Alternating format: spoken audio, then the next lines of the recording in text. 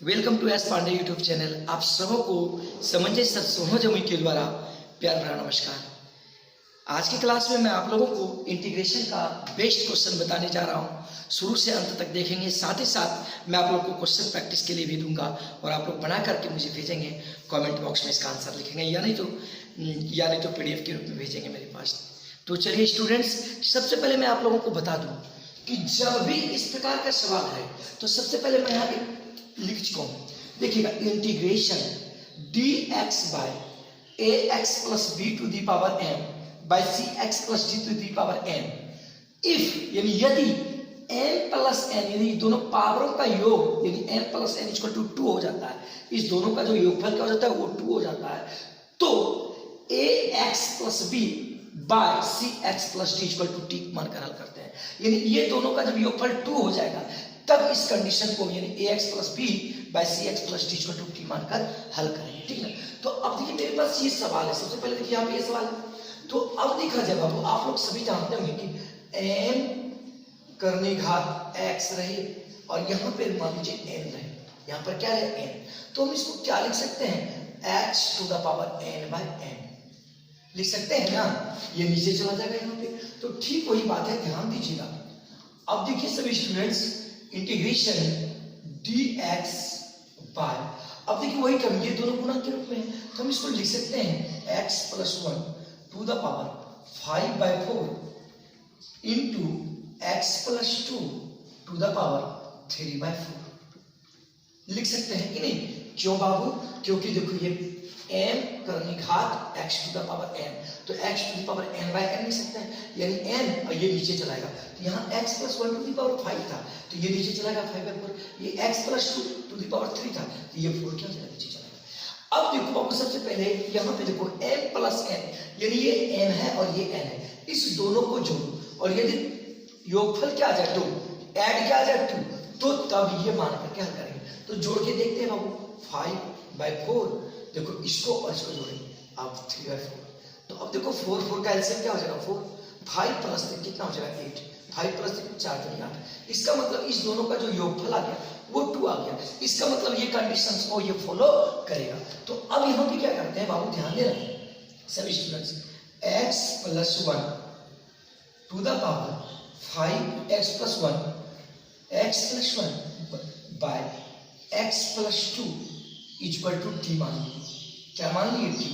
क्यों बाबू, क्योंकि यहाँ पे देखो बाबू कि जब 2 आ जाता है तो ax plus b by cx plus t equal to क्या मानते हैं t, तो x plus 1 by x plus 2 equal to क्या मानते हैं t। अब इसको डिफरेंशिएट करते हैं, तो differentiate with respect to x, differentiate with respect to x, differentiate with respect to x। अब देखो अब ये u into v, u by v पर है कि नहीं, अब ये तुम्हारा क्या है, u बाय v पर डिफरेंशिएशन है, तो आप लोग सभी जानते होंगे एक फार्मूला, क्या जानते होंगे, u बाय v का डिफरेंशिएशन, u बाय v का डिफरेंशिएशन आप लोग सभी जानते होंगे, v du by dx minus u dv by dx by v square, ये होता है ना ये फार्मूला। तो अब देखिए u ऊपर वाला होता है, v नीचे वाला, तो सबसे पहले v बाहर होगा, तो x प्लस 2 बाहर हो गया, फिर देखो इंटीग्रेशन किसका होगा, dx बाय dx, फिर देखो प्लस, अब ये देखो बाबू 1 है, 1 कांस्टेंट टर्म है, कांस्टेंट टर्म का डिफरेंशिएशन 0, फिर क्या होता है देखो फार्मूला में माइनस होता है बाबू, तो माइनस कर दो। अब क्या होता है, क्या बाहर रहेगा, u बाहर रहेगा, देखो u बाहर आता है, तो x प्लस 1 बाहर, x प्लस 1 बाहर रहा, तो डिफरेंशिएशन किसका होगा, तो dx बाय dx, अब प्लस 2 क्या है, कांस्टेंट टर्म है, कांस्टेंट टर्म का डिफरेंशिएशन 0 बाय क्या होगा v स्क्वायर, बाय क्या होगा v स्क्वायर, तो v के रूप में क्या है x प्लस 2 का होल स्क्वायर इक्वल टू क्या है t, तो क्या हो जाएगा dt बाय dx होगा ना। ठीक है, डिफरेंशिएशन बोली, कोई दिक्कत। अब देखा जाए ये dx और ये dx क्या आ गया, कैंसिल हो गया, तो यहाँ पे मेरे पास x प्लस 2 और यहाँ देखिए बाबू माइनस, ये देखो तो ये 1 बच गया, तो 1 प्लस 0 तो ये 1 होगा, तो 1 इंटू एक्स तो x होगा, 1 इंटू 2 तो 2 होगा। अब देखो बाबू यहाँ पे ये dx कैंसिल हो गया, तो 1 हो गया, तो 1 इंटू एक्स तो माइनस एक्स होगा, क्योंकि माइनस प्लस माइनस एक्स, अब माइनस प्लस क्या जगह माइनस 1 हो जाएगा। अब देखो बाबू बटे क्या है, x प्लस 2 का होल स्क्वायर, अब बराबर क्या है डी टी बटे डी एक्स, डी टी बटे डी एक्स।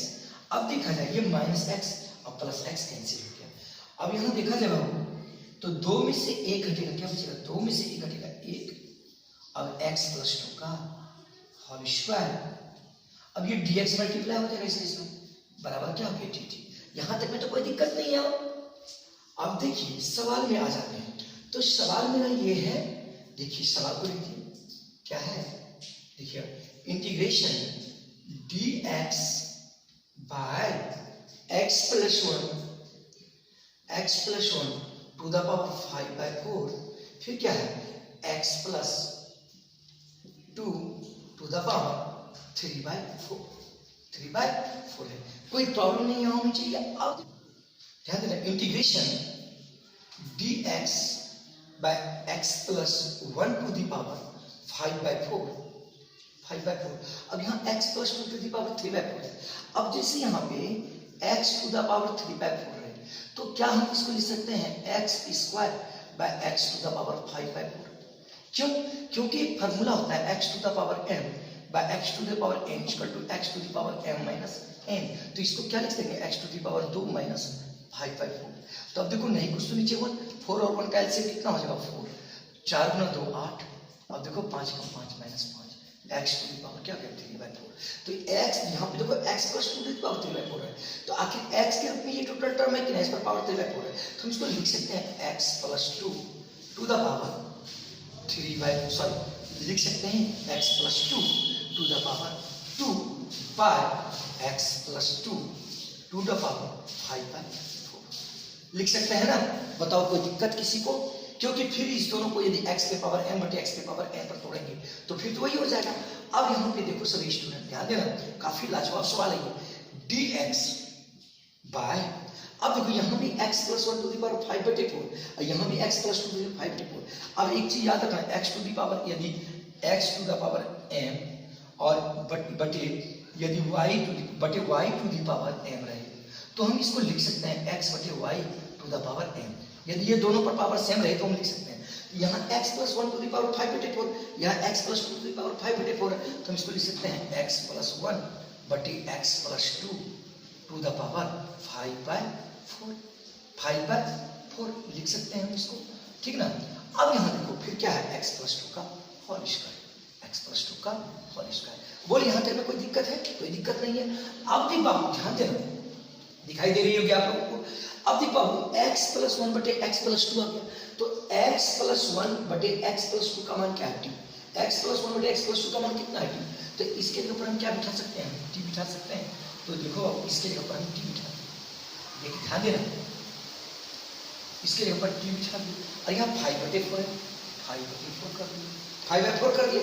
अब यहाँ देखो dx बटे x प्लस 2 का होल स्क्वायर किया, इसका मतलब यहाँ पे देखो थोड़ी देर के लिए 1 बटे x प्लस 2 का होल स्क्वायर dx का वैल्यू कितना है dt।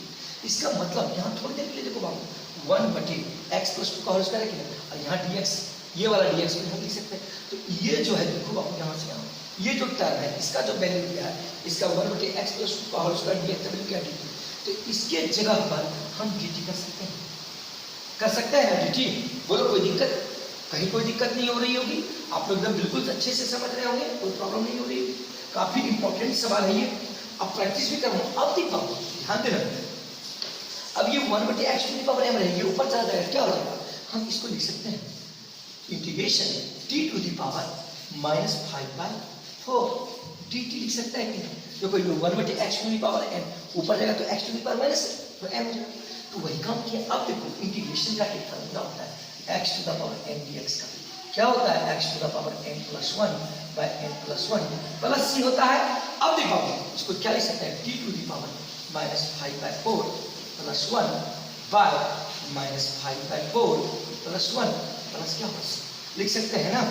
अब देख बाबू ध्यान देना, तो 4 एकम 4, तो यहाँ पे देखो t टू द पावर देखो 4 एकम माइनस 1/4 माइनस 4 एकम 4 तो माइनस 5 प्लस 2 माइनस 1/4, 4 एकम 4 माइनस 1/4 होगा ना। 4 एकम 4, 4 में से 5 माइनस होगा, क्या होगा अब प्लस क्या होगा।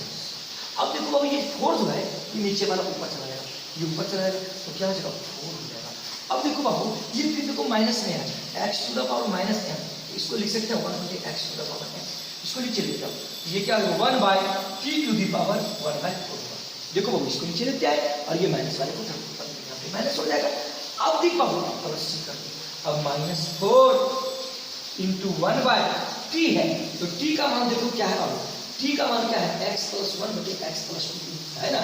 t का वैल्यू क्या है, ये टर्म, तो यहाँ पे लिखा x प्लस 1 बटे x plus 2 to the power 1 by. तो अब देखो बाबू ये नीचे वाला पावर को ऊपर लेकर चलेगा, ये नीचे वाले को कहाँ चले जाएगा, ऊपर ले चलेगा।